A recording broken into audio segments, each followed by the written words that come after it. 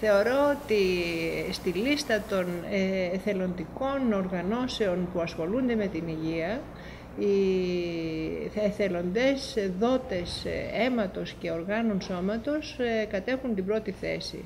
Είναι εκείνοι που δίνουν ζωή από τη ζωή τους και πρέπει να μας γίνει συνείδηση σε όλους ότι πρέπει πάντα να έχουμε κάποιον από την οικογένεια που να μπορεί να δώσει αίμα, γιατί δεν υπάρχει βέβαια οικογένεια που να μην έχει έρθει σε αυτή τη θέση, να ζητήσει τη δύσκολη θέση, να ζητήσει αίμα για τον ίδιο κάποιον ή για τους οικείους του ή για κάποιον γνωστό του τέλος πάντων, και εκείνη την ώρα η κατάσταση είναι κρίσιμη και πνιγυρή, γιατί βιάζεται, γιατί το χρειάζεται πολύ, γιατί πρέπει να έχει πολλά αίματα.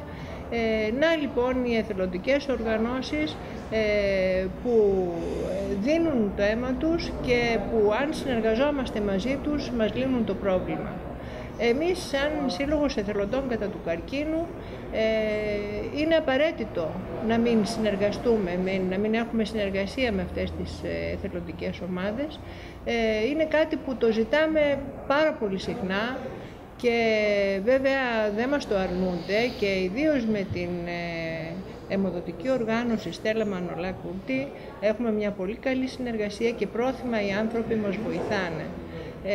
Είμαστε συνεργάτες με τον συγκεκριμένο αιμοδοτικό οργανισμό και κάθε φορά βέβαια παροτρύνω τα μέλη μας να πάνε να δώσουν αίμα. Είναι βέβαια λιγάκι ιδιαίτερη η δικιά μας η περίπτωση, γιατί τα μέλη μας δεν είναι σε θέση να δώσουν αίμα, πρέπει να στείλουν κάποιον άλλον.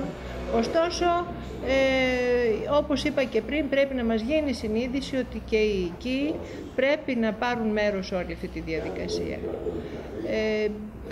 Θα ήθελα ίσως να πω πάρα πολλά για την εθελοντική ομάδα αιμοδοσίας.